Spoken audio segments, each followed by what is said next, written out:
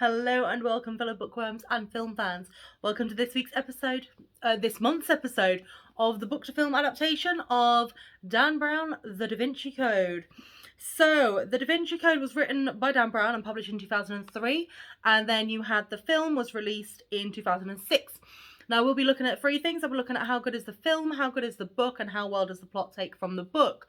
Now, if the book and if the plot is pretty much exactly the same, I will say that, and I'll only mention a few differences rather than going through the plot in its entirety. In which case, this one, it kind of is. So, let's start with the film. Okay, so I don't hate this film.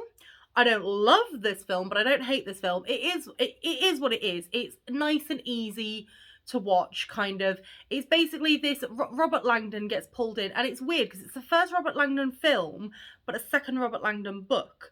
Makes no sense. Anyway, so Robert Langdon, played by Tom Hanks, gets pulled in to this weird chase through France and England and everything, searching for the Holy Grail. Now, the Holy Grail isn't the Holy Grail. The Holy Grail is actually the tomb of Mary Magdalene, who is Jesus's wife, who bore a female child, and the whole reason you've got the church going against it, because Opus Dei or Opus Dei, or however you say it, Opus Dei is going against it because it meant that the church should have been more feminine rather than masculine. And then you've got the Priory of Sion that decide that they're keeping it secret because they don't want it to be destroyed.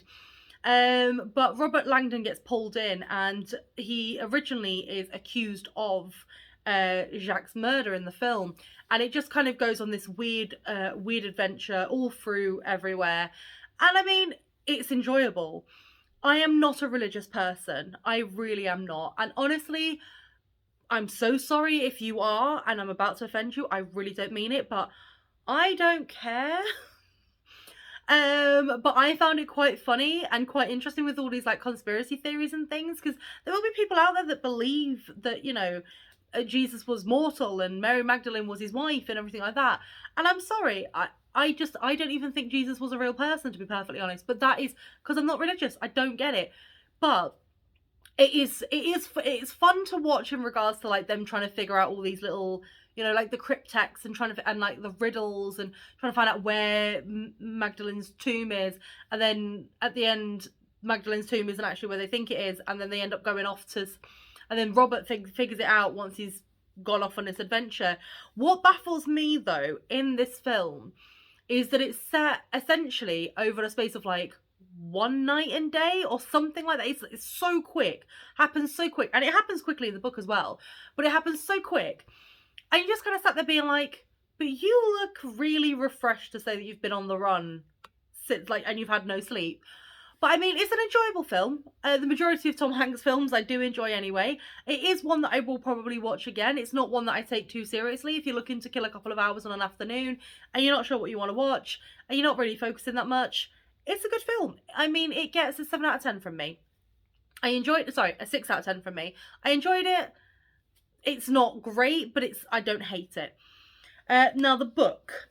The book, I do enjoy. Again, I like Dan Brown's writing style, and I know that he's been acquainted to an airport novelist. I actually quite like his writing style. I quite like his books. Again, in regards to the reading, the plot was pretty much almost exactly the same. So he gets pulled into this weird thing, and then you've got this albino monk that's after them as well in the film as well as the book. But it was good, and the female character was a lot better fleshed out in the book than she was in the film. In the book, she had a bit more knowledge behind her, whereas in the film, it felt like she was kind of going, "Oh, woe is me! Oh, I never learned any of this! Oh, Robert, save me!" Whereas in the book, she was like, "So this is what my granddad taught me, and this is what this is." The biggest thing is she actually is related to. So Sophie, the main girl, is actually related to Jacques. I think that's his name. Yeah, Jacques Sonieri. Because in the film she's not related, but in both, spoiler alert, she is the descendant of Mary Magdalene. Of course she is. But I mean, again, it's enjoyable to try and figure out like the clues and stuff like that. And it is interesting to see like this game of cat and mouse between like Opus Dei within the Vatican, and then you've got the church coming against this, and then you've got like the Priory of Sion that are keeping Magdalene safe, but then you've got these other people that are coming after them, and it's well written in regards to like I can follow it. It's an easy to follow plot. It is probably a holiday book, or something if you're not, and I mean all books can be holiday books. I can literally read a book about a serial killer on holiday. I mean, I've got my I've got my list that is rapidly growing on my Kindle for Florida, away for 2 weeks.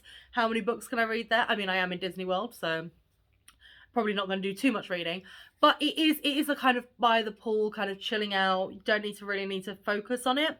But I've always liked his writing style, and I did used to have all of his books, and I'm slowly building it back up. But I would recommend this book. I definitely would. This gets a 7 out of 10 from me because it is an enjoyable book. Again, I find the premise laughable, and at times I'm sort of like, conspiracy theory, all right. But that's just because I just don't believe in religion. And again, I'm so sorry. I'm not saying that religion is false, and I'm not saying, that's not what I'm saying at all. Because if you believe in a God, that's absolutely fine. I'm not saying that it's not. What I'm saying is I don't believe in it, so I don't believe in the whole Mary Magdalene, Jesus Christ, and all of that. So it is interesting to kind of watch, to read that as well. But I mean, I always recommend Dan Brown books to people because they're easy reads, and you're not having to put too much thought into it, even with the riddles and everything like that, because it gets solved within 2 seconds, and you're like, oh, that makes sense. Now, because the plots are pretty much identical in the way that it starts, the way that it ends, the twist that Sophie is in fact Mary Magdalene's descendant, or the descendant of Mary Magdalene and Jesus Christ. Even the fact that the best friend, the professor that they go and get help with, the knight, that they go and get help with, actually turns out to be the one that set the albino monk on the whole thing in the first place. Turns out to be the teacher. Like, it's all the twists, the plot, the turns, the plots, and everything like that is pretty much almost identical. There are a few little changes in there. And the big thing, as I said, is the film didn't give us as well as a well-rounded Sophie as I was hoping, because she is a lot cleverer in the book than they give her credit for in the film. But overall, the plot is really, really close. So it gets an 8 out of 10 from me. Now, obviously, if there are any book to film adaptations you'd like me to do, please do leave them below in the comments. My next book to film adaptation will actually be filmed in Disney World, Florida, with a special guest star as well. She has already been on this channel once before. She'll be on it 2 more times as we film a couple of episodes while we're in the greatest place on earth, Disney World, Florida.